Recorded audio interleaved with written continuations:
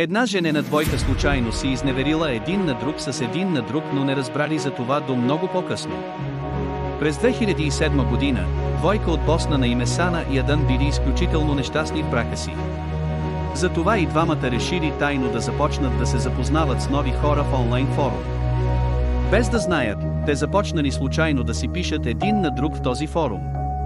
Потребителското име на Сана било Суити, а на Адан Prince of Joy, така че нито един от тях нямал представа с кого всъщност разговаря.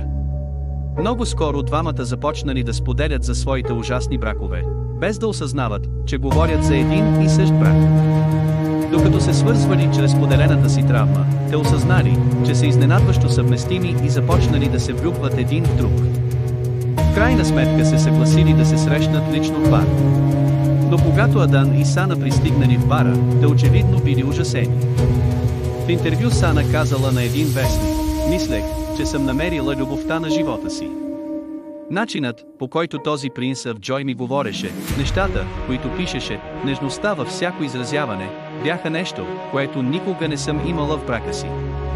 Адан също казал: "Честно казано, ми е трудно да повярвам, че жената, която ми писа такива прекрасни неща в интернет, е същата жена, с която съм женен, и която не ми е казала нищо мило от години." За никого не било изненада, че в крайна сметка двамата в последствие се развели. Абонирайте се за още интересни истории от цял свят.